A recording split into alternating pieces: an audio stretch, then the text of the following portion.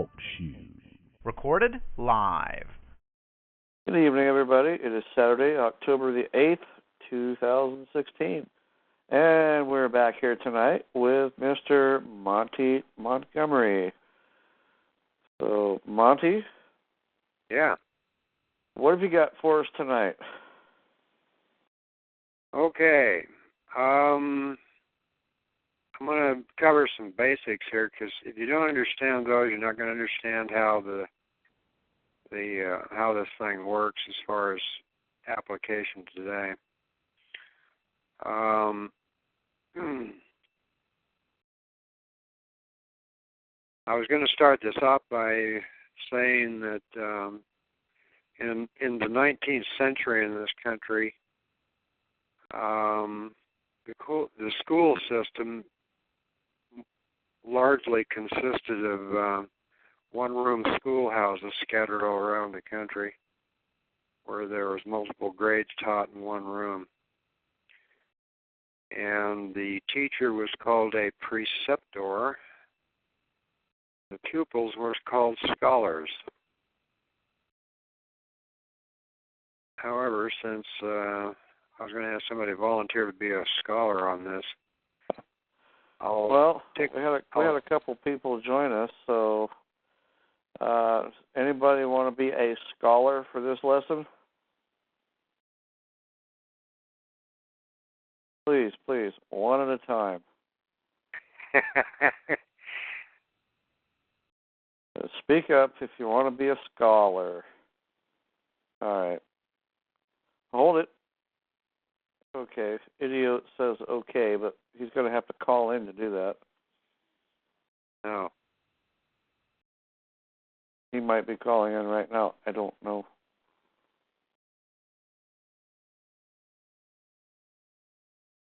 All right. Well, let's continue on. All right.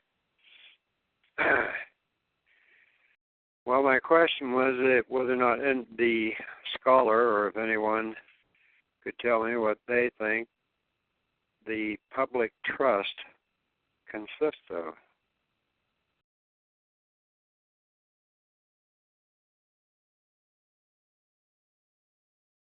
Okay. Genevieve is here to save the day. Okay. As soon as she unmutes. There we go. Now you got to unmute your own phone, Genevieve.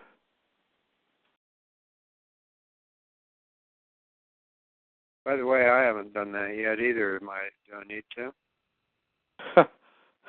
I can hear you, so that means no, you don't. All right. Okay. All right, so do we have any volunteers to be a pupil?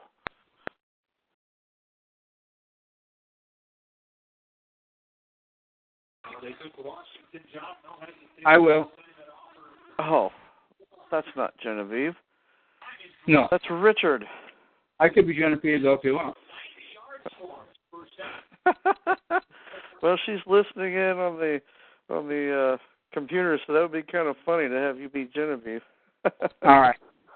Well, whatever moves the show along, you know. All right. So, Richard, you are going to be our pupil for the evening, or at least one of them.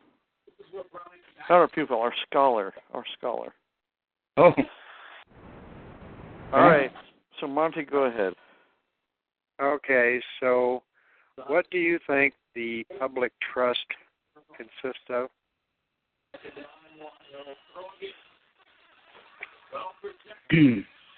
The Oregon game in the background and a mouthful of food. Maybe this wasn't the wisest choice.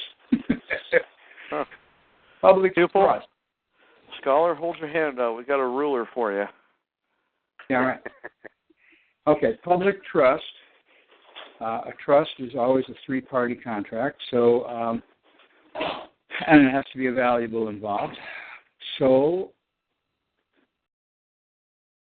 the trust of the assets of the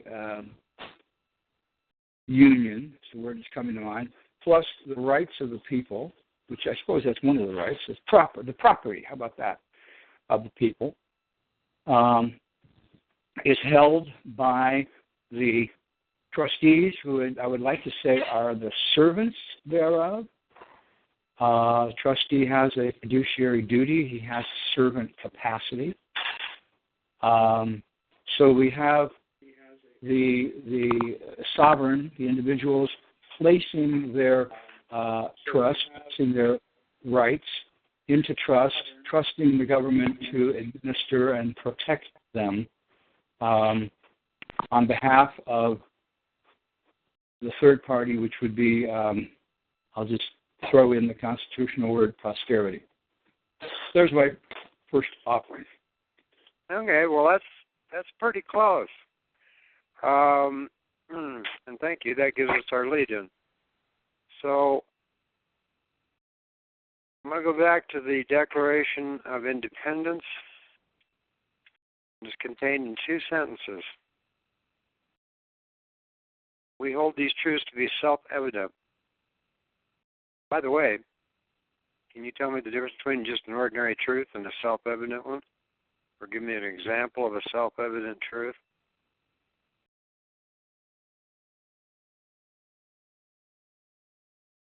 In other words, truth is where you find it, but what is self-evident truth? We just lost him. Oh. All right, well. But I do believe Genevieve is here. Oh. He's calling me on my phone, dang it. All right. Genevieve, you'll have to unmute, hit *6 if you want to participate.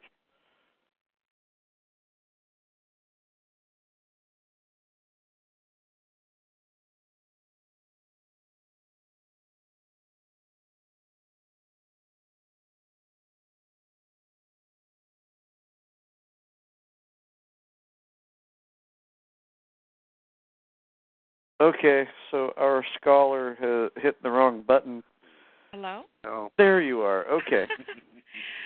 I'm very reluctant because I am no scholar, and the questions that you just asked, Monty, are like, Well, So, that's all right. You have plenty of company, okay? okay. Well, if I can be helpful, let's go for it. All right. So, what would be an example of a self-evident truth as opposed to just a mere truth? I'm a woman. Okay, that's not bad. What's another one?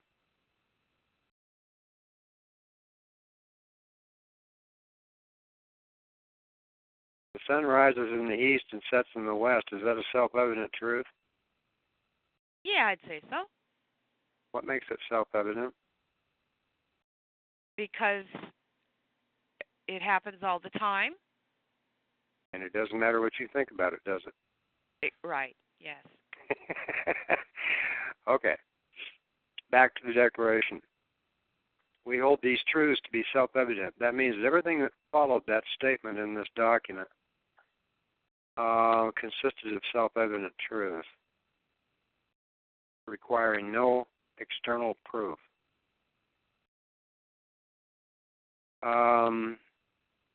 That all men are created equal and they are endowed by their Creator with certain unalienable rights. That among these, meaning that there's a great many more, among these are life, liberty, and pursuit of happiness. Pursuit of happiness, of course, is the acquisition, use, and disposition of property. Property includes rights. Okay, now everybody's pretty familiar with that, I think, probably from school. I don't think from school, Monty, but I think we're catching on. Right. Okay, so the very next sentence says that to secure these rights, governments, and that's plural, governments are instituted among men. What they were saying was, regardless of the form, and there's very many different forms of government, they're saying that governments, regardless of the form, are instituted among men, and it's done to secure these rights. you suppose that that's a pretty clean statement of the public trust? Sounds like it. Yeah, they're stating the purpose of government, any government. That's why it's instituted or created, is to secure these rights to all men, all of mankind, really. All right. I want to keep. That's the theme I want to keep to, is the public trust. The Declaration is what created this country. It's what created this nation. The next thing they had to do, they tried the Articles of Confederation and made a complete hash of it. So they put together this Constitution, which defined the form of government they wanted to fulfill that public trust.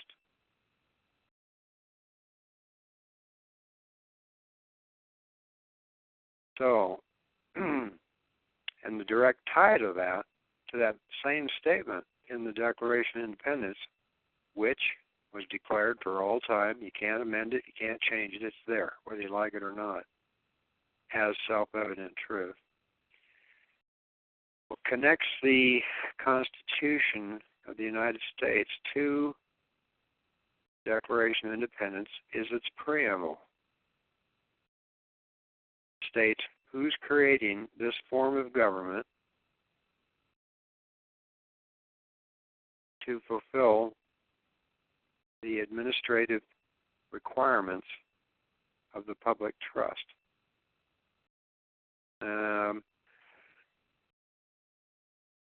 You want me to read that preamble, or are you familiar with it? I'm somewhat familiar with it, but I don't think it would hurt for you to read it. Okay. Well, I'm going to read it slowly so you can kind of connect that with what we covered in the Declaration of Independence as to the purpose of government. We, the people of the United States, in order to form a more perfect union. They didn't say they were forming a perfect one. They said a more perfect one.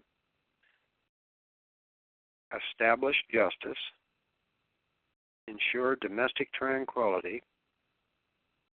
Considering what's going on today, would you say our country is full of domestic tranquility? Huh. No. Well, I guess they're not doing a very good job then, are they? No, they're not. Provide for the common defense, promote the general welfare, and you'll notice they said promote, not provide.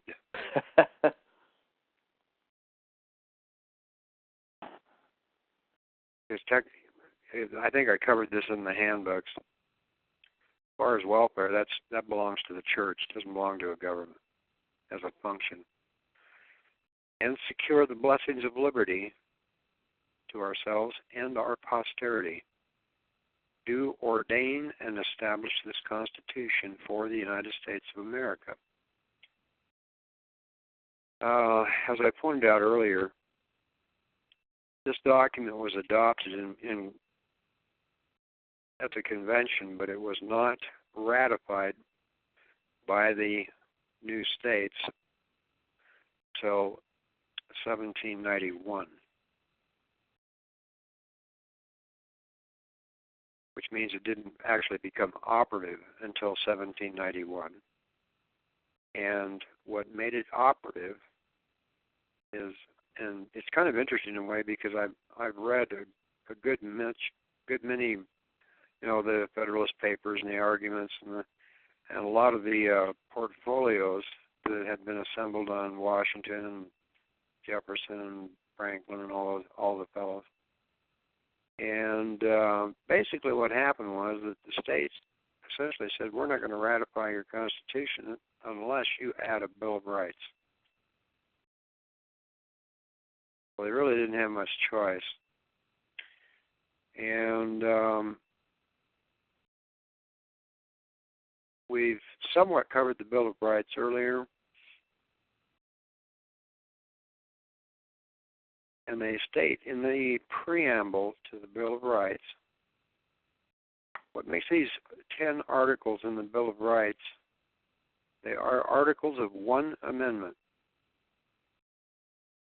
What makes them different than, what gives them the character of, is different than any other subsequent so-called amendment, is that these were declared to be declaratory and restrictive clauses. And they were declared for all time, which means they're really not touchable. Same thing as the Declaration of Independence. Can't amend it, can't do anything with it. Unless you scrap the whole thing, start over with something else. It says the conventions of a number of the states, basically all of them, having at the time of their adopting the Constitution, that was 1789, expressed a desire. As I said, it was a little more than a desire. It was an actual blackmail. In order to prevent misconstruction or abuse of its powers, the further declaratory and restrictive clauses should be added.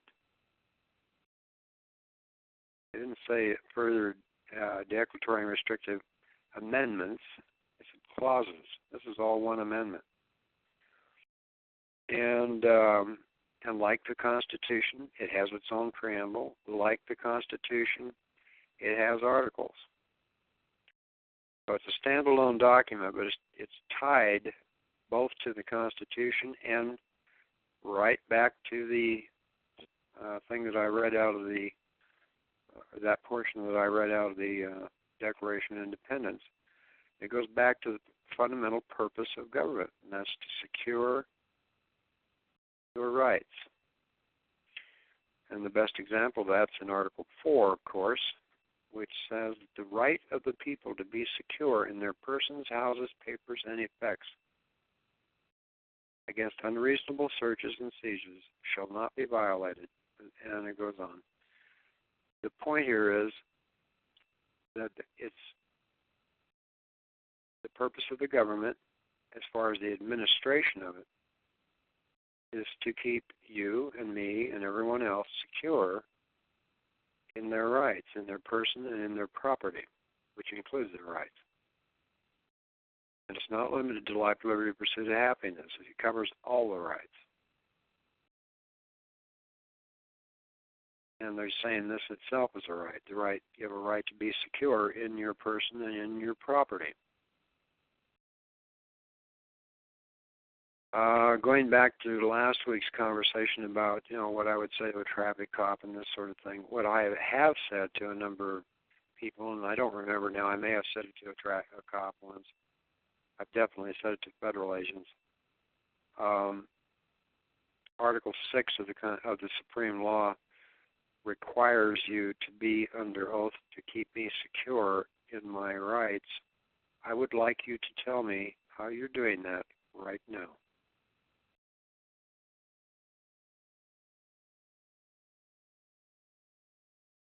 Bearing in mind that, I can get cute with these guys if that's what they want. I leave it up to them. Their behavior tells me how I respond. But I operate on setup. In other words, like with the schedule of fees and charges already in place, and, if they want to play bully, that's fine with me. If they want to arrest me and throw me in jail, and I've been there plenty of times, that's fine with me. I can't think of anything else that I could do that pays me $1,000 a minute. So I don't mind languishing in jail for a little while. As long as the tap keeps running.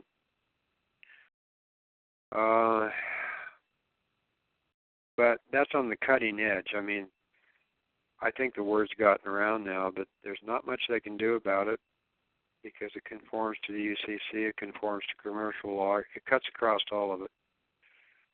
You give them notice that, hey, you want to deprive me of my rights or my property, go right ahead, but this is what's going to cost you. And if they choose to voluntarily do so, And that ties it back to the oath, incidentally. The Article 6 oath. When somebody takes an oath, and especially, and in most cases locally, when you're dealing with the local authorities, state, county, municipal, the oath they take, are you familiar with any of them?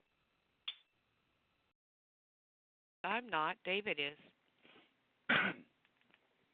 Okay, well, I believe it's an oath of office and an oath of fidelity. Well, they combine. Usually, what they do is they combine both of them. It's the oath of office is a performance oath specific to an office. They'll faithfully perform their office to the best of their ability, however it's worded. But the part that says they'll support the Constitution of the United States and the Constitution of the state of whatever. That's a personal pledge. It's a personal obligation. Because when you look at their oath, it doesn't say we, it says I. So any claims of immunity are pretty much horse feathers.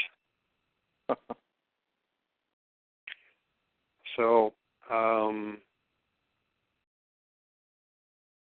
then you factor in the fact that you're dealing with a corporation pretending to be government, and you got a whole different thing. I don't know if anybody's noticed or not in the last few years that the number of capital crime executions has dropped off dramatically.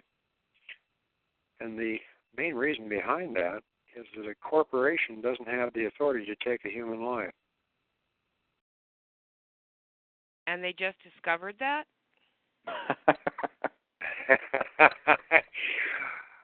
Well, most people don't think about little things like that, but I do because it's relevant. Okay? It's just one more piece of proof that you're dealing with a fiction, a corporate fiction. And the other buzzword that's extremely important, and this all ties back to, did you pick up the affidavits you can use in conjunction with the schedule of fees and charges? No, I haven't. Okay. I think Tad's got that on the site. But what it addresses in just about every way you can imagine, it addresses, the question is, it's kind of like a put up or shut up thing. What is the enabling authority? That's what we've been talking about so far this evening. That's the enabling authority. That is the public trust. That is what should be public policy.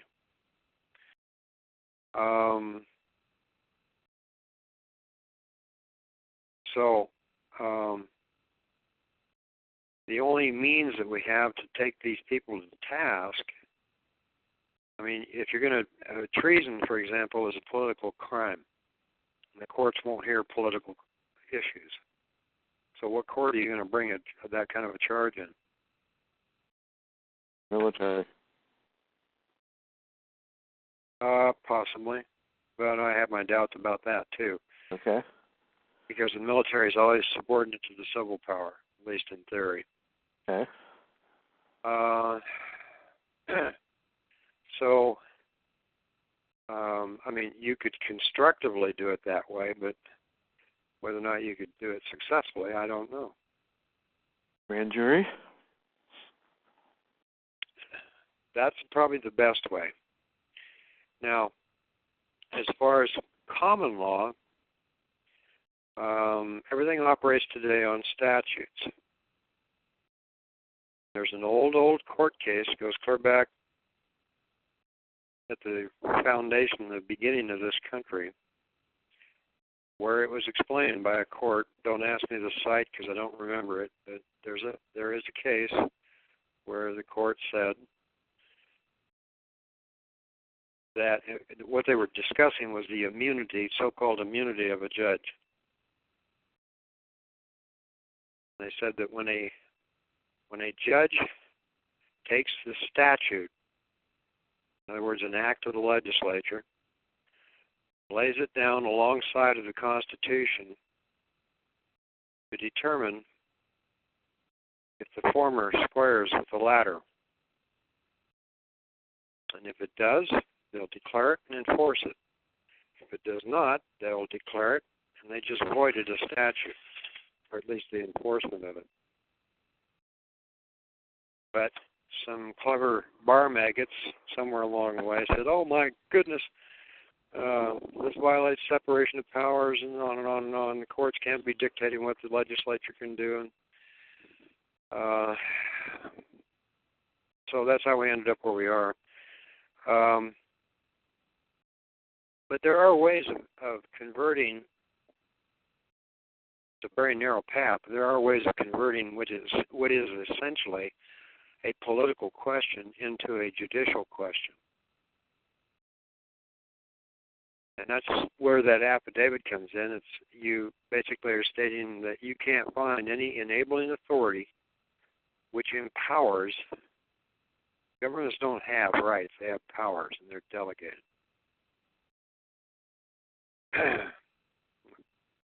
By the way, any of you, do you know what a right is by definition?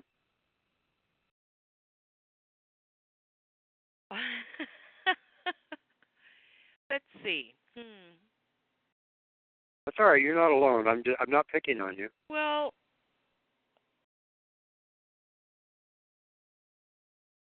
a right is just something that it's inherent in my being, right? That's pretty good. That ties it right back to the Declaration of Independence, because it says we're endowed by the Creator with that, what?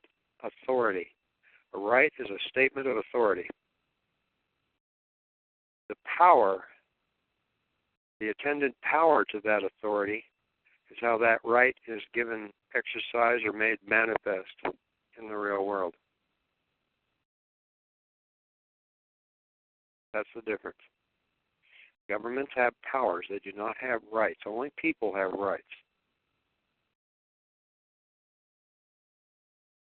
So, going back to this thing, and with the affidavit that goes with the schedule of fees and charges, if you're going to use it that way. I don't encourage people to get into litigation, by the way. I figure if they want to do that, they can go to law school and learn how to do it the other way. Really? Anyway, yeah.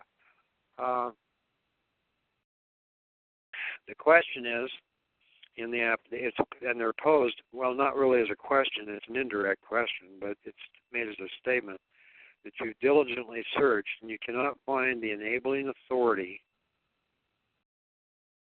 which empowers the United States or United States of America, and I'm referring to the title case entity here, upper lower case, proper noun, or the state of California or the state of Maine or the state of Florida, title case. That's the de jure government. You can't find the enabling authority which empowers that entity, which includes the legislature or any part of it, or any of its instrumentalities. Now, that's a key phrase. Instrumentalities can include the, like, for example, if you're dealing with the state of Oregon, title case, which is where you find the Constitution, the de jure Constitution, you can't find the enabling authority which permitted that entity or any of its instrumentalities, which would include the all-caps state of Oregon, which is a corporate entity, or any of its employees, those are instrumentalities, to do or not do certain things in relation to your rights. Did it become starting to click now, some of the stuff I've been telling you? What would the enabling authority look like? How would it read? Well, I think I gave one example out of that affidavit is there's no enabling authority which empowers any of those entities to compel you. That's another key word. They have no power to compel you to make a political choice. So if someone's handing you a traffic citation, which is part of the motor vehicle code, which is classified by them as political code, which, by the way, the courts are not allowed to entertain, then you're inviting them. It's like, okay, if you know of any such enabling authority which permits the legislature to compel me by statute to make a political choice, please produce it, because I can't find it.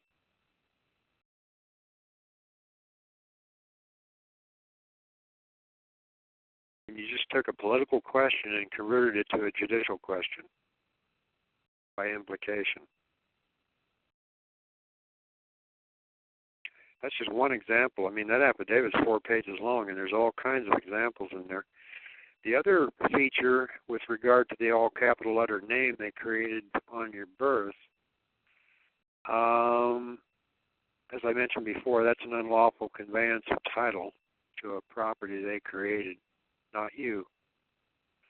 And if the Constitution of your state or of the United States appears in the codes, like the USC or the revised code of whatever state or statutes, if the Constitution, usually in Volume 1, appears there, it reads just like the de jure Constitution, but it is not the same thing, because it was created by the legislature. It was created by the bar maggots.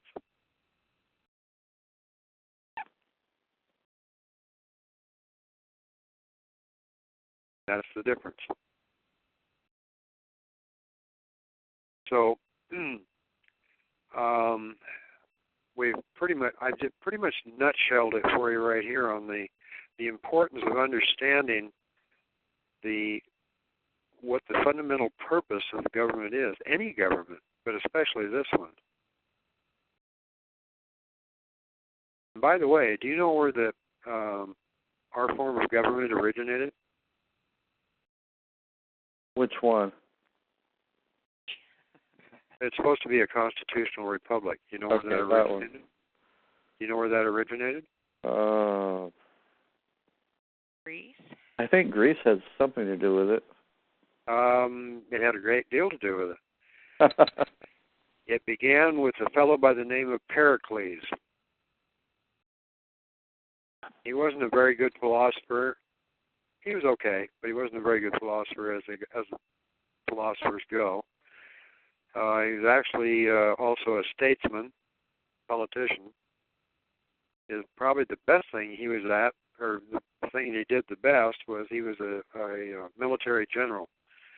But he was the first one to come up with the idea that the common man, the ordinary people, should have a voice in their government. Up to that point, that never existed. So he was the one that started it. So we have a Periclesian government. And then, the concept that the ordinary person in the street had a right to have a voice in their government. He was the first one to propose that idea. Anywhere in the world. Wow. And then along comes Plato and Socrates, and that's where the division came in. Because democracy, there's Socrates and Plato, the Republic. They're different views on the same idea, and that is that people have a right to have a voice in how they govern themselves. But two different ways of going about it. Of course, Socrates, we all know how he ended up, so that kind of tells you where democracy, how well that works. And the Republic side of it, of course, was Plato. And Plato's student was Aristotle. Who do you think was the primary instructor or preceptor for that Aristotle was teaching?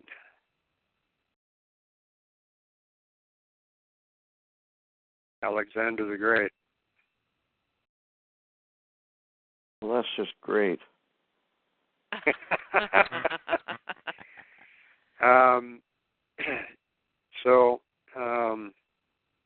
Anyway, it's kind of interesting to know where all this comes from and how it developed.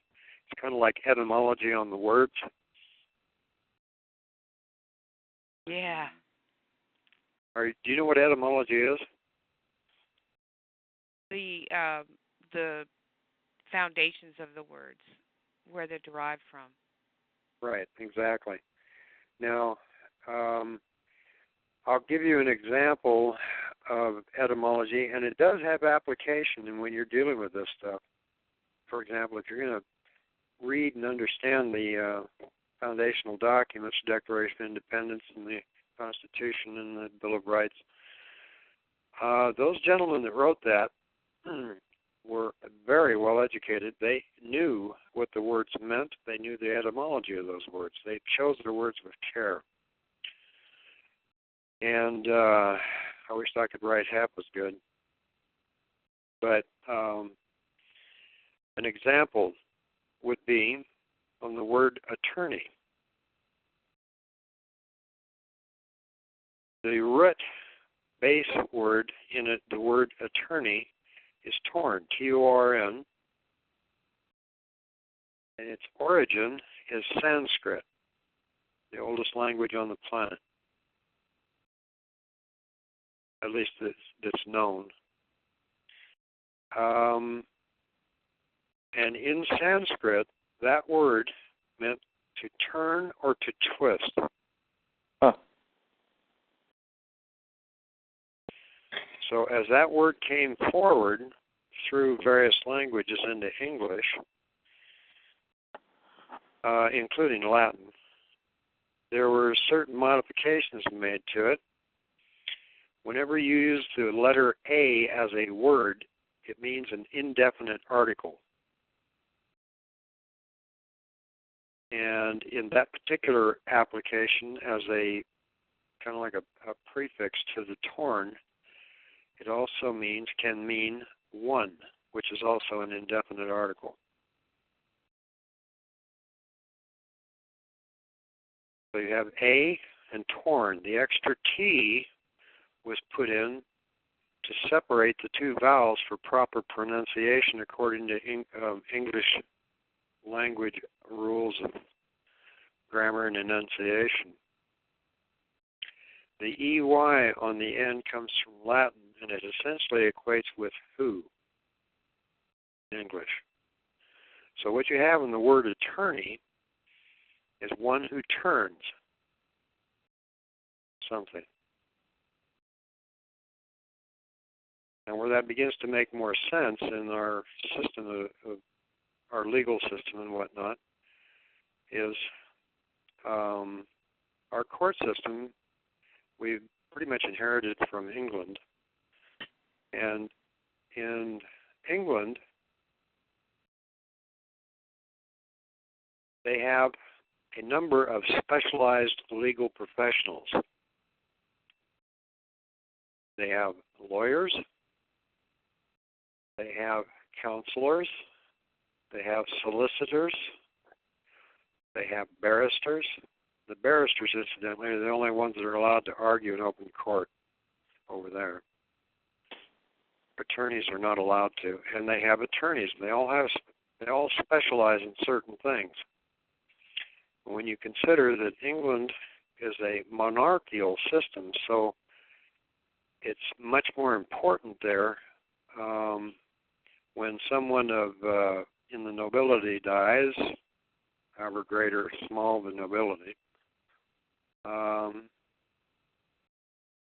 When they die, there are a number of estates, titles, and so on and so forth that have to pass properly to the legitimate heirs. And that's the function that an English attorney performs. He's more or less like a probate attorney. But he's turning all the titles in the estates over to the legitimate heirs. With a little bit of construction, you can better understand what the bar maggots, I call them, attorneys are doing in this country. They're taking our property and turning it over to someone else. So they are performing their descriptive title, attorney. So do you see how etymology can be useful? Oh, definitely.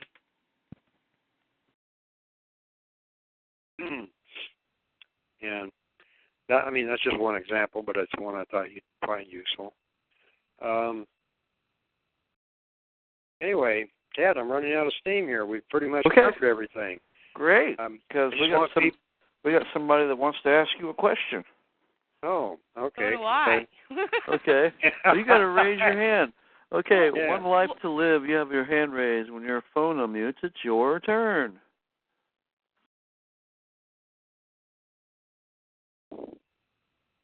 One life to live.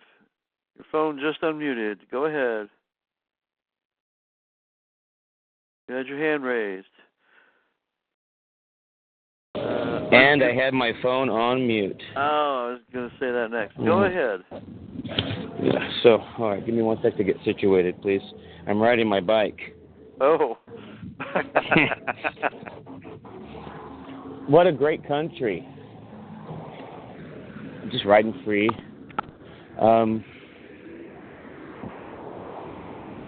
I was looking at some rulemaking stuff earlier, administrative agencies and rulemaking stuff. Those are instrumentalities. Yeah, of the body politic. Okay. So that's cool. We already have agreement. I love that. So what was your question? But my question is, where does the 14th Amendment immunity and privileges exercise get shown in the practices of these administrative agencies? Well, because I'll tell you something real in closing, because my question has kind of a fullness to it. Non-citizens, they actually get afforded the same type of immunities and privileges as any one of the citizens of the United States. Right. You're quoting right out of the Constitution. Right, but it's coming from basic understanding of it. I'm not necessarily needing to quote it because I understand what the meaning is. But I'm asking you, I guess, is there a failure in the due process, right, area? Because the administrative agencies somehow, in their discretionary ways, are removing due process. Even they're just like by sleight of hand, you know. Right. I understand what you're saying, and what it amounts to is the difference between due process and statutory due process. Say that again? It comes down to the difference between due process and statutory due process. Okay. They're not the same thing. Okay.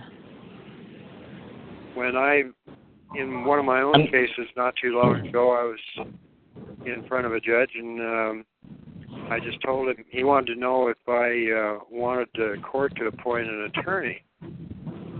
And I could have asked him, well, for me or for the fiction you've created? But I didn't do that. I simply told him. That's a good question. You told him what? I told him, I said, I do not understand. When you say that, you're saying I do not stand under.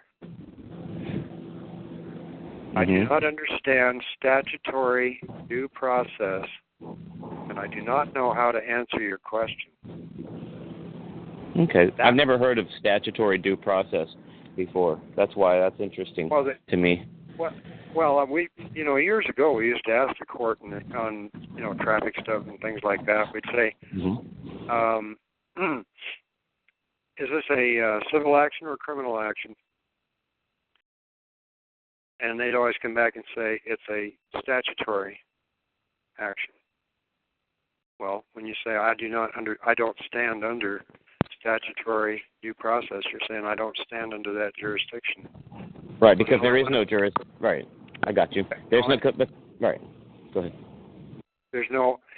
What you're telling them with that statement is that you do not stand under that jurisdiction, and there's only one place you can be standing on something, and that's on the soil, and that's common law, that's moral law, that is constitutional law. And that Constitution is what? A limit on government power. So that's the thing to remember. Well, as I said earlier on, I have done this a couple of times with, I believe it was both times federal agents that had got in my face over something. As you might have guessed, I've interacted with these people a lot because I don't use people for guinea pigs. I told him, I said, I believe that in order for you to exercise any public authority whatsoever, you're required to be bound by the Article 6 oath to keep me secure in my rights. And I would like you to tell me exactly how you're doing that right now.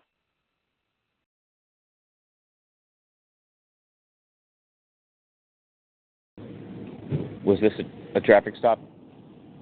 You can use it on anybody, anywhere. Traffic stop, you can use it in court.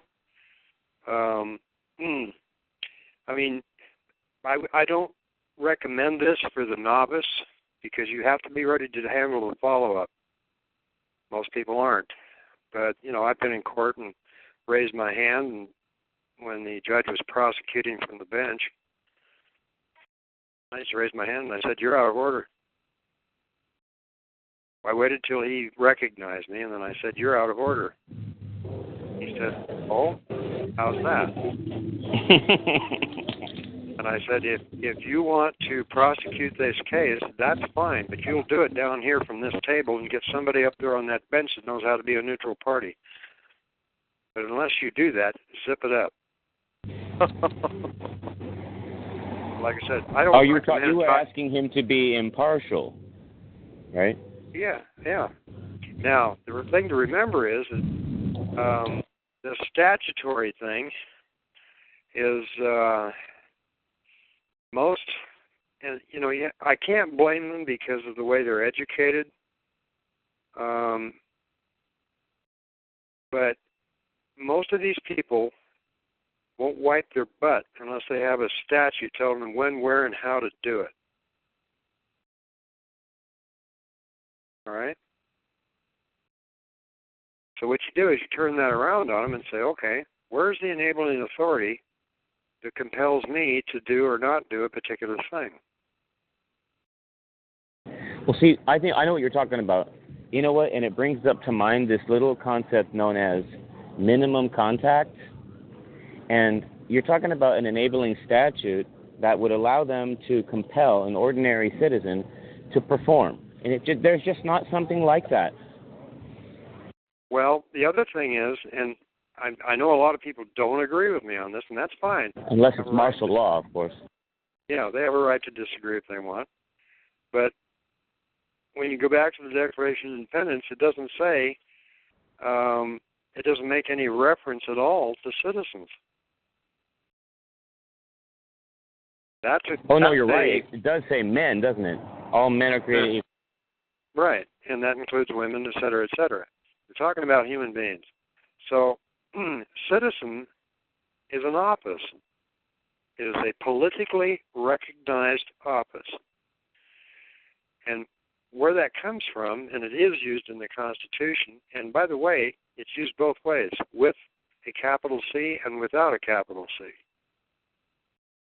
because it's used numerous times in that document. But there's one of your political choices. You don't have to be a citizen and still be an American. Let me ask you a question real quick. Have you ever used, it's a quick question that leads into something else. Have you ever used corpus juris secundum? Oh, yeah. I used to have a set of my own before I got burned to the ground. Oh, okay. And inside the corpus juris secundum, what is there? There's a bunch of, it's a collection of case law, right? On the bottom part, below the line, and above the line is a general synopsis of what all those cases are saying, the finding of each case. And they do it in a nice, poetic way. They really format it's really cool. I love CJS and American jurisprudence and all of those other collections of supposed precedents. But the reason why I brought that up is this for this question. See, if you ever have used it, then you will know, right, sir, that there may not be a standard for a particular process or procedure on the local level or on any state level, right? And that case law from that other state could be used as persuasive authority in your own case because of the lack of a standard for the same procedure. Right. I just wanted to throw that out there. That's also in the Constitution. I just wanted to throw that out there for you guys, for you law buffs. Right. The well, it goes back to the old fundamental. I mean, the courts are there to settle controversies, and if the written law or the common law fails to do that, then they go to the equity side, because they have to rely on precedent, or they have to set a precedent in terms of what's equitable for both parties. When the law, that's why they say that equity always follows the law. The law doesn't provide the remedy, equity will. But the other thing is that, with a statute, right? See, if a court interprets a statute, sir, I mean, let's just say this. Has the court ever interpreted the Declaration of Independence? I believe it has, and I'm going to go to my Google Drive right now and try and find some material on just that. But if you could answer the question, that'd be great. I'll put it this way. A lot of the... Has a court, let's put it this way, has a court or any court or all courts interpreted it that way? Go ahead. Well, I'm going to go to the Supreme Court because they're the ones that set the standard for everybody else. And my review of a great many cases, I mean, I've read more case law. You could fill a boxcar with it. And I've never, ever found on really controversial issues where the Supreme Court has ruled incorrectly. And the best way to explain that is in a case where, actually more than one case, but in a case in particular I'm thinking of, the court says that they can only decide they can only rule on or decide what is actually placed in front of the court. They can't go outside of that and start ruling on a bunch of stuff that's not visible to the court's record. Okay? So what that tells you is that some of this so-called bad case law coming out of the Supreme Court, you have to really split hairs on it because they're very extremely careful with that. Okay, let me ask you this. So it's like the lower courts, in a sense, these administrative courts tend to not want to answer constitutional questions, right? So in that same regard, the higher courts most likely would probably not want to or would try to avoid answering questions regarding the most fundamental of foundation documents, like the Declaration of Independence or something like that. Well, the way they get away with that is through presumption. And the way they do the presumptions, it's like the presumption of innocence. So if it's a presumption, then everything else proceeds on that presumption. So, if you're asked point blank, are you a citizen of the United States? How are you going to answer? Depends on which one you're talking about, sir. I don't care if it's small C, big C, or what it is. Are you a citizen of the United States? I could be. It depends on if it's going to be good for me or not. Let me tell you something. In my years of experience with this, if you try to straddle the fence with one foot on the one side and then one foot in the other side, playing it cautious, you're going to end up getting your crotch crushed. Okay. Well, what I'll say is this. Let's just do the role play. You're Border Patrol, and you're asking if I'm a U.S. citizen. Go ahead. Okay, wait. Would that be Border Patrol or maybe some experience, the situation that might be more common to the rest of us? More common? Well, no, that's what I'm asking Monty. Monty, if you could some kind of role play some situation that would be a little more common to us than Border Patrol. So like just a regular, like maybe highway patrol or something like that? Yeah, I mean, the best way to handle that is with a question. I'll tell you why. What if a judge asks you if you're a U.S. citizen, right? You ask him back with a question? Okay. Yeah, you answer back with a question. Do you have any reason to believe that I am? Or that I'm not? Or that I am not? That would work. Or that I'm not one, right. Do you have a reason to believe I'm not one? That's excellent, yeah. Okay. Yeah. And, they're going to come back with something, and you come back with another question. Now, if they come back eventually and say you asked too many questions, then you, of course, say, oh, you're saying I asked too many questions. Is there a law against that? Repeat what you just said. If you come back, if they say you're asking too many questions, and then what? You say, or is there a law against that? Okay. Your Honor, you put yourself in front of me. You want something from me, and I'm not understanding what you want. What do you want? Are you a U.S. citizen? Do you see anything? Have you observed anything that would indicate to you that I am or am not? Well, absolutely. I'm looking at the record right now, and I see this that you showed you have come into the court under a general appearance.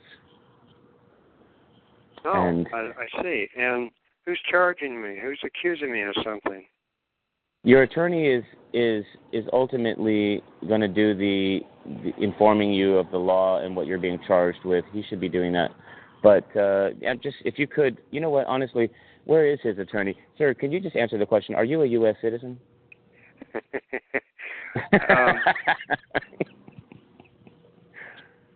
I am a denizen of the United States of America. I was born here. We are standing on the soil of the country I was born in.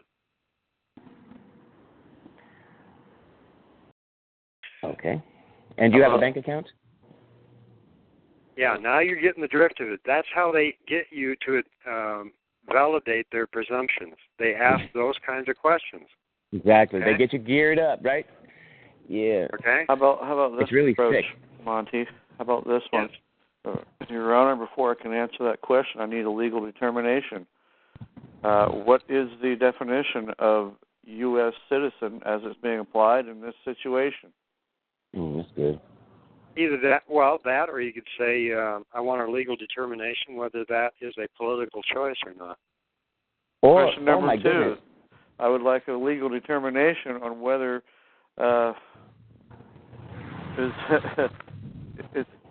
if choosing to be a U.S. citizen as defined by your decision is a political decision, and if it is, if I am compelled to make a political decision in this matter. Actually, you know what, guys? Since he's just a trier of the fact, all he has to do is sit there and read the paperwork. And you say, you know what? I think it's all addressed. Your question is actually addressed in the paperwork on page yada yada. Did you get it? And you could ask that question. Did you get my paperwork? And shift back to that. The idea is to already make your claim in writing and beat them at their own little administrative procedures, you know? And that's exactly right. An ounce of prevention is worth a pound of cure. And it tends to keep you out of the courts because most people can't think on their feet and they can't handle what's going on in the courtroom.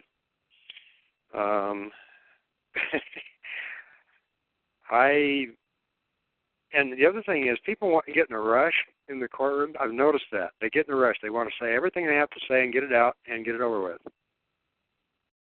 And the people I've helped, which are many, hell, I've even written scripts for them. The judge is going to say this, you say that. They come back and say, how did you know that? I said, because they're bound by rules. I know what they can do and what they can't do. So you're going to control the courtroom by what you say or don't say and how you say it. So I'd write the script, and they'd go in, and they'd go exactly that way. But that's the whole point, is you have to take control of the court. And if you're not prepared to do that, then I don't advise people going into court and trying to play Perry Mason. Can we shift gears? Can we shift gears? I want to ask you this. You know about quasi-judicial proceedings, don't you? Well, give me your version. Basically, administrative proceedings of a quasi-judicial nature. I misunderstood you. Right, they're basically quasi-judicial. Well, there you raise another issue, because do you know the difference between an executive oath? Administrative is under the executive power. Do you know the difference between an executive oath and a judicial oath? An executive oath and a judicial oath. We've caught a couple of judges on this. Judicial. Huh. No, I don't. It's where the oath says, where they swear to uphold the Constitution of the United States and the state of whatever, and that's it. That's a judicial oath. If they say uphold the Constitution and laws of the United States, the Constitution and laws of the state of whatever, that is an executive oath. That's interesting. Okay. Very good. And can you give me your source for that, so that way I can go and you know, like dig it up like a good researcher? What are you asking? What are you asking for? The source. Where can I go and find the source where it says that in the oath? You're talking about the oath, and the difference is where it's talking about the word law. The word law is the difference. One oath says it, one oath does not say it. So where can I find that? You mean I just go online, or judicial oath? Do you have a website that has the information on it, or no? Well, I don't encourage people to cite cases, and I'll tell you why. One of my mentors was an immigrant from Romania when it was still behind the Iron Curtain, and boy, did he know his law, his Constitution, and everything else. And he was the one that first introduced me to the Bivens case. Are you familiar with that? Actually, I am familiar with Bivens. Okay. Bivens versus 600 federal agents. I actually do need to be reversed on it, but I recently read it. It must have been a year ago, though, but go ahead. Okay. All right. Now, what he pointed out to me, what was significant about that case, and by the way, he had a photocopy of the actual writ of habeas corpus that Bivens wrote. The man had beautiful handwriting. I wished I could write that well. You know, cursive handwriting. Okay. It was one page. And he didn't cite U.S. Code. He didn't cite rules. He cited one authority. That was the Constitution, exact clause. And that is precisely why the Supreme Court approved his habeas. And it's also why he won his civil suit afterwards. But they try to make you think that you got to do it according to the rules and according to the statutes. But if you cite the Constitution specific clause and section, if you cite that, that's paramount. Hey, can I read something real quick? Check this out, you guys. Bivens action. But we kind of need to start wrapping up. We do have somebody else that has a question. Okay, this is on Bivens action. Bivens. So I've done some research, and I have this in my Google Drive. I'll go ahead and put the link into the chat. and then people can go and check this out, the case law. But from California in 1994, 2003, was a case that said a Bivens action is an action that allows an individual to sue a federal employee for damages for violating an individual's constitutional rights. Okay, now, there's a key phrase there, federal employee. They're acknowledging you're dealing with a corporation. And corporations do not have immunity, nor do their employees. Constitutional rights? It's either that or they have to admit that they are imposters, that they're Another case is a Bivens action is a judicially created damages remedy designed to judicially created, not statutorily created. That's interesting to know. The yes, Bivens action is a judicially created damages remedy designed. So that's not Congress, you guys. Interesting. Right, and that ties in. Do you see how that ties in with the schedule of fees and charges?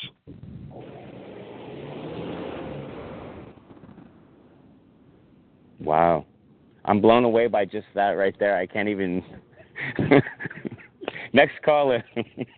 Let me go on mute for 1 second and think about this while you take the next call. All right. Hey, thank you very much. Great call. Okay, Genevieve. Howdy again. Hi there. Now I can ask my burning questions. Yeah, I can feel the phone line sizzling. Okay, first I'm going to ask a couple of questions about what you said tonight. Mm-hmm. And then I got another question about the schedule of fees and charges. Okay, shoot. So the first one, regarding what you were just saying with the other fella, will you be making some of your court scripts available on TAD's site? Well, I kind of got out of that. For one thing, like I said, I got burned out. At one point, I was carrying a heavier caseload than most judges and attorneys, but because the Patriot movement was pretty active a few years ago. But and I've come a long way since as far as getting involved in their system. You know, they control the courts. The bar controls everything. The executive branch, the police, et cetera, like I said, they won't wipe their butt unless they have a statute telling them when, where, and how to do it. The legislature, everything that comes out of that legislature has to go through a panel. They have different names for it, but they're all bar maggots that approve how it's worded. And of course, in most places anymore, you can't be a judge unless you're a bar maggot. So they're controlling the whole show. And my position that I've promoted, and people can do that if they wish, they don't have to, is I don't care if they play in their sandbox as long as they confine it to their sandbox. But if they get sand on my carpet, I'm going to do something about it. Okay? Okay. Does that answer your question, or do I need to expand on that? No, I think I got it. Thank you. Okay. Yeah. You were saying earlier that you were referring to the title case, that is the upper-lower proper nouns. State of Oregon, for example. You're right. saying, If it's title case, that's the de jure state. Right. But I have heard that only, for example, Oregon State is de jure, not state of fill in the blank. Do you know anything about that? What does the original Constitution, how does it describe the state? Okay. All right. That would clear because it up. That is the instrument that created that organization. Okay. And when you get taken to jail, Mm-hmm. What's your protocol? How do you handle it? They usually want to turn loose on me because I don't trust the water they're giving me, and I don't trust the food that they're offering me. And if you don't drink in about 100 hours, you're going to die from dehydration. Your kidneys will go into failure, renal failure, and then your heart's right behind it. And they don't want to deal with that. The other thing is, usually when they check me in, I always carry on my person, and this gets into evidence. I always carry on my person one lawful money silver dollar, which means I can I can actually extinguish $1 worth of debt. And that makes me a sovereign. And they know that. So when you wave the silver dollar at them, they go, "Oh," and then what happens? No, when they're getting ready to put you in a cell, they empty your pockets and put all your stuff, property, your clothing and stuff in a locker or a tub. And they have to inventory everything in your pockets, and that's always there.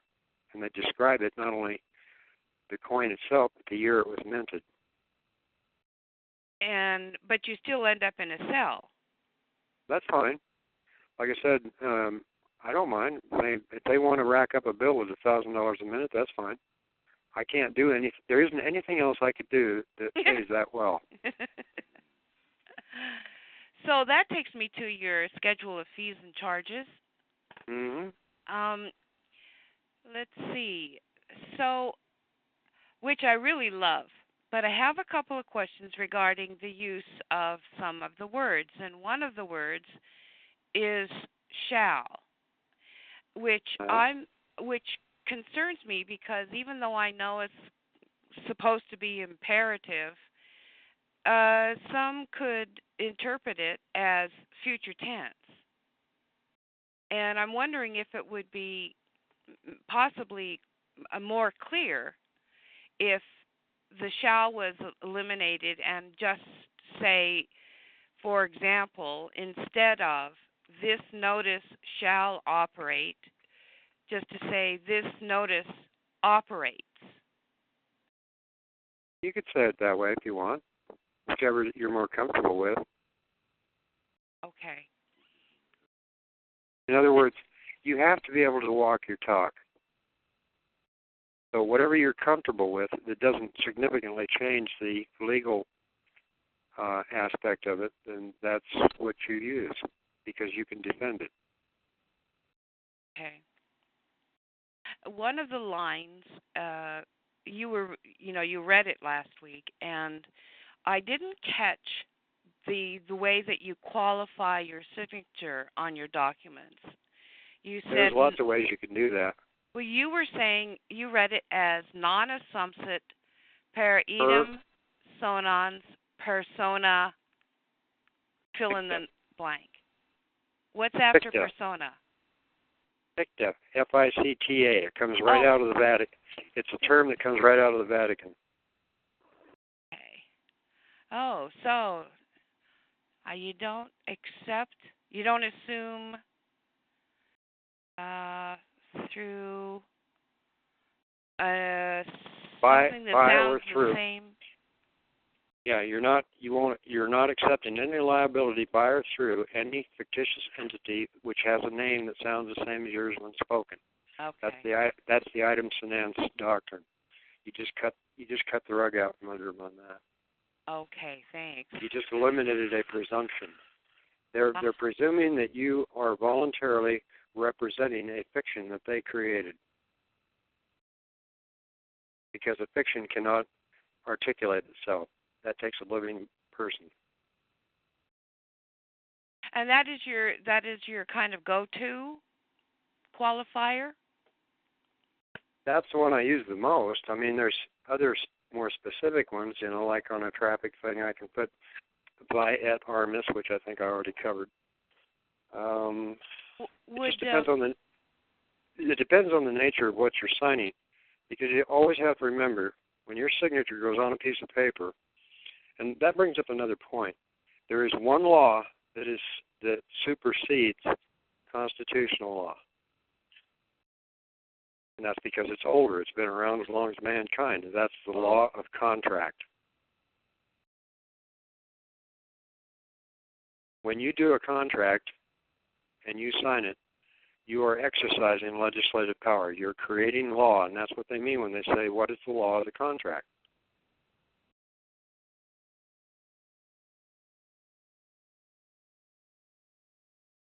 Okay. Because you're the one creating it. You're the one that has the authority to create it. And, excuse me, I got distracted here. In other words, the reason why law is the contract, sir, is because that's where common law is found in the rules of the courts. And the courts, since this is a system that came from England, are basically courts of the communities. You know what I'm saying?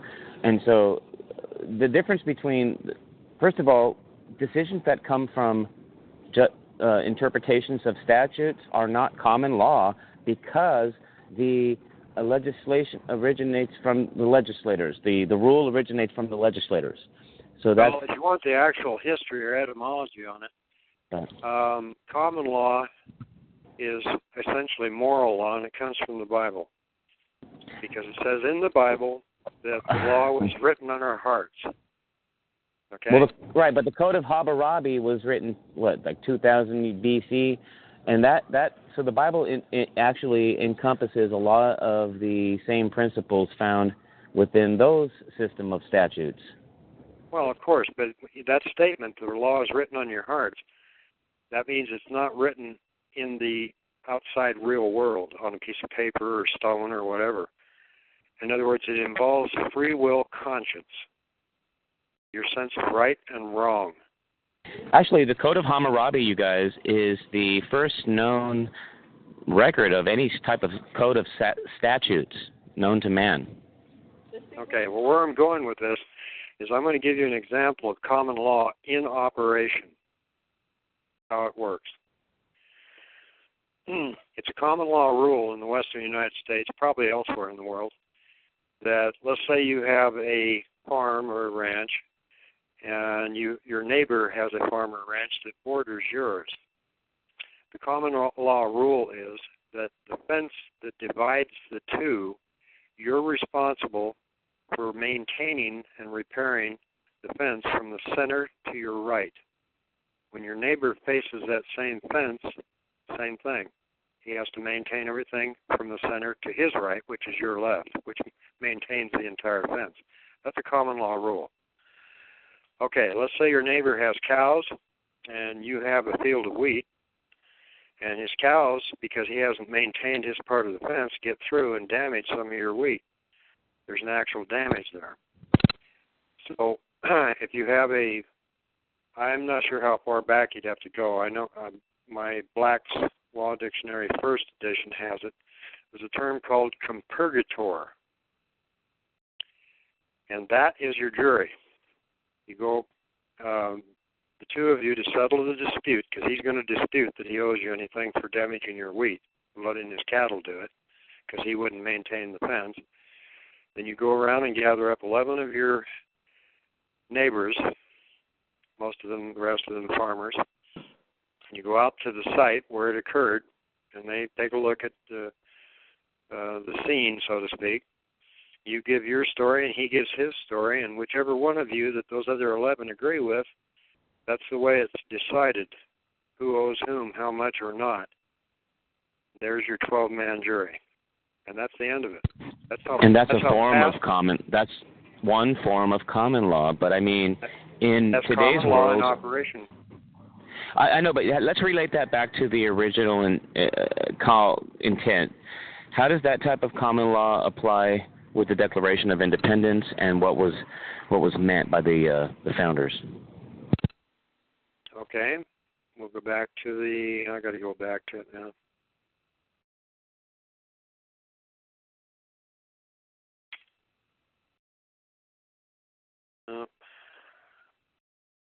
Thumbing through my little booklet here.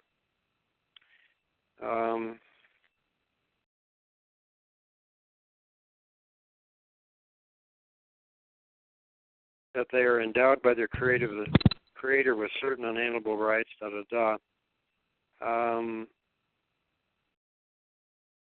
deriving their governments are instituted among men, deriving their just powers, not rights, deriving their just powers, just meaning justice, from the consent of the governed.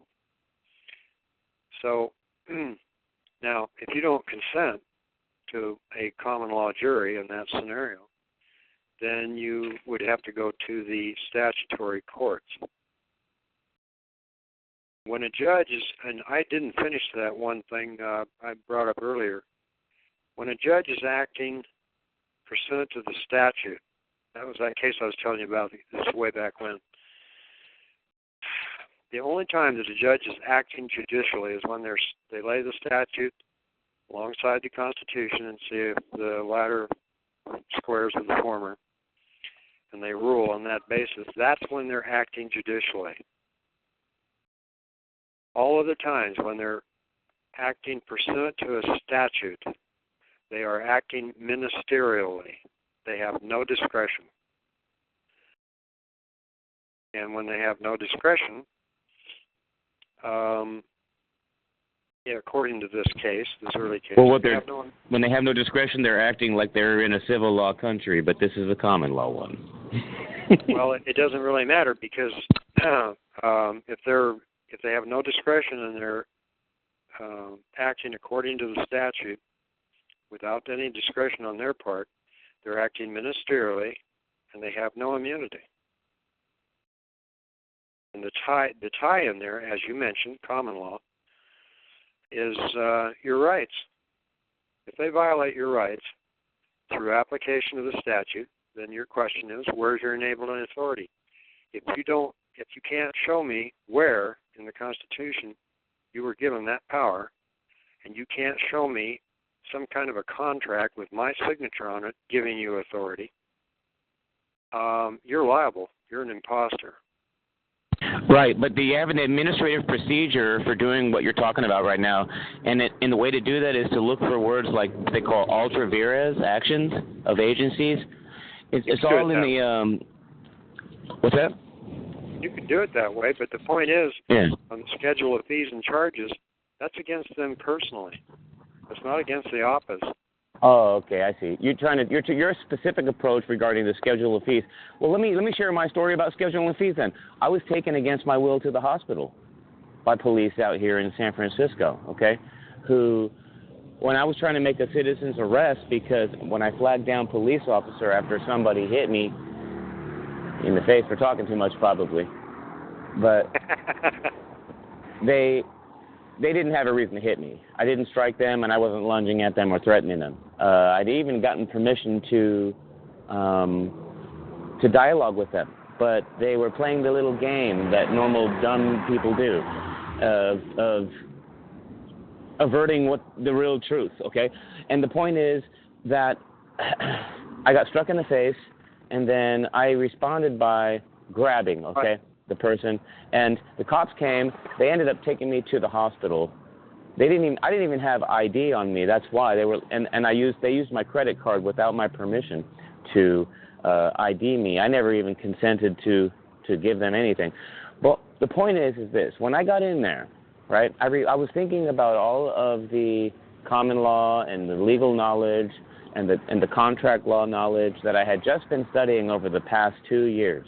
And all that stuff was just flooding my mind as I'm being grabbed and pushed and asked questions and made demands of, and also questioning me about my medical history, which I said that I don't consent to dialogue about because they hadn't made a determination yet. Okay. And then they were cool, but the point is this: I put in a piece of paper into my file. And on it, I wrote down specific rights that I claimed, that they said I had the right to, like not to be forcefully injected. I put that on there. And I also claimed $30,000 for every hour that I was inside the place with no legal determination having been made at all. So you want to keep me in here with no legal determination, that's fine. Every hour, $30,000. Believe it or not, folks, I was released within 10 minutes of me putting that letter in. Well, that's one way of doing it, but the when they pulled their Rodney King thing on me, they had to take me into the hospital to sew up. I had to stitch up a cut on my brow, and of course they got kind of caught by surprise because the 7 cops beat up a 60-year-old man in congestive heart failure. And that freaked them out when they found that out. But anyway, we get to the hospital, and they wanted to know certain things to fill out their forms. And I said, "Is this for insurance?" And they said, "Yes." And I said, "Then send the bill to these guys' employer because they're the ones that caused it. I didn't ask to come here." And that was the end of that. And then the fellow that did the stitching wanted to do a tetanus shot, and I said, "You're not going to inject me. Just sew it up." "Well, I got to use a local anesthetic." "No, you don't. The area's in shock. I can't deal it anyway. Just sew it up." So he did. And it's a matter of keeping your wits about you when you're in those situations. The best thing is to avoid them in the first place. Now, what I'd recommend to people on a more serious note than last week, usually you're going to have a little bit of time, maybe only a few seconds, sometimes a full minute or so, that you're going to have an interaction with a police officer. And the best thing I can recommend is that you have a cell phone up against your ear so you have a witness of what's going on. And you continually talk into it, even if you're not even talking to anybody, you make them think that you are. Give them a running commentary of what's happening so that they know they have to behave themselves more than they otherwise would. And the other thing is that I have done in conjunction with that is I have told them that was the last incident I ever had where they always gang up on me because, well, there's various reasons for that. But anyway, the last incident was 3 sheriff's deputies. And I told them, I said, "I do not give you permission to touch my body." And they were exceedingly careful not to. They stood back with their hands on their guns and their tasers and all of that, but they did not one of them touch me. So when they threaten you with arrest, "Well, I'm going to arrest you." "Yeah, well, I don't give you permission to touch my body, so there we are. What are you going to do now?" And what did they do? Huh? What he's saying right now is that the due process they're not giving... Hey, hold on. Let her ask a question. Oh, I'm not trying to interrupt you, hon. I'm right on line with you. Sorry. Don't feel bad. Don't feel bad, you guys. I'm not feeling bad. I'm just trying to ask him a question. What did you do? What did they do then after? Right. He was saying due process was gone, but anyway, go ahead. Yeah. They were careful not to touch my body. One of the things I did was, this was in Oregon, Eastern Oregon. They were going to, and I was saying this, I was actually on the phone with somebody, actually 3 somebodies. There was 3 people listening in. And I said, they're going to pirate the rig.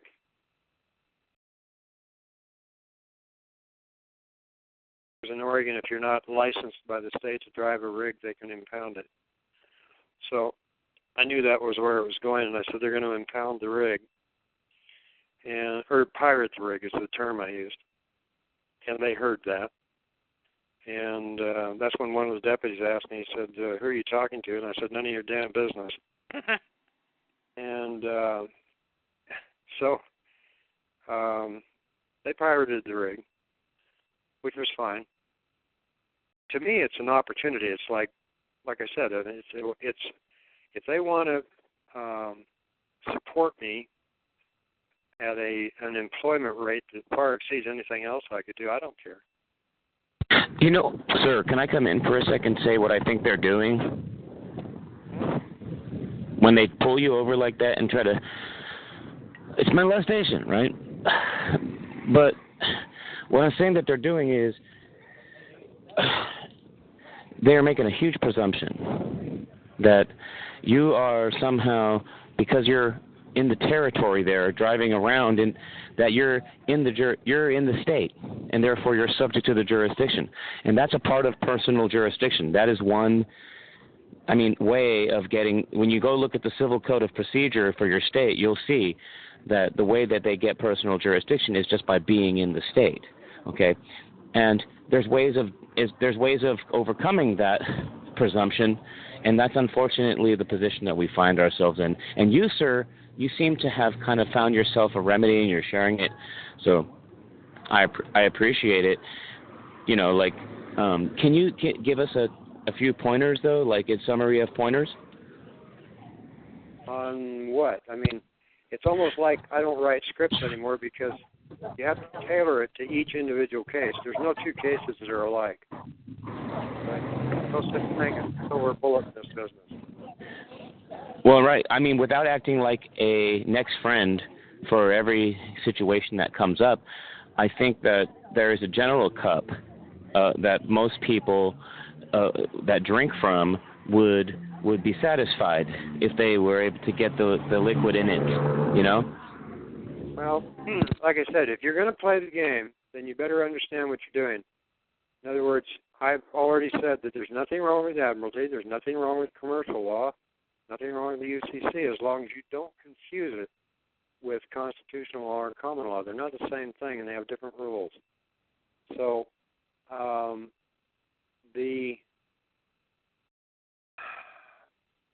it depends on whether or not you want to play that game under those rules. In other words, you don't want to try and play football under football rules on a basketball court. It doesn't work. So and is this the direction you wanted to take this call? Because if you had a different direction, then I don't want to inhibit, I don't want to stop that. I don't want to, basically, I hope that this is in the same direction. Well, what I want people to do is understand the extent of the authority they have, and then adopt the viewpoint of kind of like Heinlein's stranger in a strange land, or like a child. It's like, okay, I'm not disputing what you're trying to do here, but where's your enabling authority? And what gives you the power to compel me to do or not do whatever it is you're asking or not? What if they say, well, it's our charter. Go look at the charter for the county. That's not enabling authority. Well, a lot of charters exist. Now, that'd be a good question. How is a charter not an authority? Well, that county came into existence under a higher enabling authority, did it not? The state? Exactly. The state constitution is where the enabling authority is on counties. And by the way, the statutes, at least in Oregon, expressly in Oregon, and likewise elsewhere, not necessarily expressly, the counties come under political code. So they're compelling you to make a political choice. Right. And then you know what? There's a lot of there's about 40 or more counties or cities and counties within the United States, or just within California, I think, actually, that are chartered, and they are actually set up as autonomous municipal corporations underneath the state. They're basically as a state arm, but they are not directly the state. I think you're referring to the city of Long Beach. It's a freehold city. Well, also San Francisco. Any county that has a charter can create basically what they do is they like to adopt out. From what I've read, and don't quote me on this, but from what I've read, they can basically opt out of certain law, certain federal provisions or state law even, and as long as they come up with something on their own to remedy the situation on the local level that affects the community there, and that's why, this is why they can't get away with injuring out-of-staters who purchase property in that territory. You see, by using their local codes, which is what they love to do. Okay, now. Back to you. Yeah. I kind of like to get back to where we're going with this, but before I do that, you seem to be someone who likes to check out citations. One that's has been used a lot, and it goes back quite a ways, is McCullough versus Maryland. Let me check it out real quick. I think I have. All right. And then I'm going to tell you the counter to that, the qualifier on that case, is Ogden versus Saunders. Wait, can you spell McCullough? Pardon?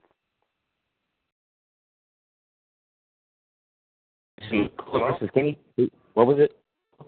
McCullough versus Maryland, and the counter to it is Ogden versus Saunders. It qualifies it. Anyway, I think Genevieve still has a question. All right, so Genevieve, go ahead. Thank you. Okay, so I just have a last question regarding the schedule of, or maybe two questions of the schedule of fees and charges, because I'd like to get this ball rolling. Okay. And so by using the principal agent doctrine, could I just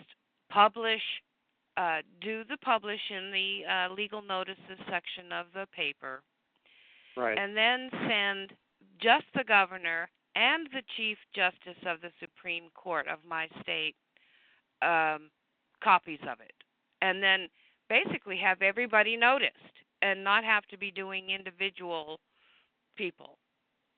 Yeah, you can do it that way, and in fact, that's the way I encourage people to do it, because like when you send it to the chief of the state police, for example, you instruct him in your cover letter to not only take notice of it, now he has personal knowledge of it, but he's to inform all of his subordinates of it. But wouldn't that be taken care of with the Chief Justice and the governor? Not necessarily. Well, you got to remember they're wearing two hats. They're all wearing two hats. One hat is de jure, the other hat is de facto, public policy. Okay. So it's a matter of which one you're addressing. Everything comes back to capacity. You have to ask yourself, what capacity are they acting in, and what capacity am I acting in? And I think where we left off was on signatures. Did I answer that, or did you still have a question on it? Oh, I think you answered. Let me go back and... Oh, I didn't lose it. I just put it on a shelf. Well done. Signature. No, I think... signature versus autograph. Yeah, that is a question I have. Well, a signature is legally binding, and an autograph is not. And a lot of your Hollywood stars, when they sign a picture of themselves, they autograph it. It is written. The cursive is different than how they sign their bank check. Oh. It better be. Okay. Oh, yeah. Okay. And also, this is not a question, just what I think is a point of interest, that in the body of the notice, it says, it uses the word suffer. And when I looked it up in Black's Fifth, it says to allow, to admit, or to permit. It also means to tolerate, but the emphasis here is deprivation by force. But if I say for each minute of my time spent suffering and dealing... Well, then you could put enduring. Okay. Okay. All right. I'm just I think being that would satisfy what you're after there. Yes, I think you're right. And let's see. Well, we got that answered. Oh, is it a good idea to wait for the 3 or 4 week public notice protocol to be complete before sending notice to an individual? Yes. Well, it has more strength if you do that, because then you can send along with it the affidavit of publication. That lets them know that not only is it a matter of common knowledge through the publication, they're being sent this, so now it's a matter of personal knowledge. Okay. They can't claim that they didn't know. Okay. And one last question. All right. And that's, Tad, I'm sorry, but no, that's all right. With no current state-issued picture ID, would it be sufficient to have a notary make a photocopy of the expired state-issued driver license and attest to its being a true and correct copy? Yeah, well, you could do it that way, but I think I lay out how you can create your own. Okay, with a notary in Volume 2. Okay. All right. Then I'm going to let you go. I know Tad's probably chomping at the bit. Yeah, that what I put in the handbook, I did for myself, and I've used it many times. I think I had an accumulation of several months' worth of postal money orders, pretty close to $1,000 worth. And I took it down to the post office, and they wanted ID to cash all that. And that's what I yanked out was my notarial ID, and they accepted it. I opened a bank account with it under a DBA. So, yeah, they accepted. You mentioned at some point in one of your volumes about using black ink, and I'm wondering why you specified black ink. I don't remember doing that because typically if I want to make sure that it's clear that it's an original document, I usually use blue ink. Okay. Just any color to show that it wasn't photocopied. Now, all right. what I do with the notarial ID is I have the original safely tucked away somewhere, and I'll make color photocopies of that. That's what I carry on my person. Okay. All right. Thank you so much, Monty. I really appreciate your information. I can't wait to listen to it again. And thank you, Ted. Okay. Thank you, Genevieve. All right, it's getting kind of late. We're kind of been out here for a while. So you guys, our previous calls up to this point have been indexed and uploaded to youhavetheright.com. You guys feel free to check it out. I do my best to break these calls down by their subjects. And an announcement. Right now we are building in a webinar program into the membership of youhavetheright.com. And so at some point soon, maybe within the month or so, we're going to be holding how-to webinars within the membership of youhavetheright.com, which is only $27 a month right now. And Monty will be giving some really good information on things. And hopefully I'll be having some other speakers that will be doing that as well. So check it out and look for it. But for right now, everybody, thank you very much for the call. Monty, thank you. You're welcome. And we will see you again next week. All right. All right. Good night. Good night.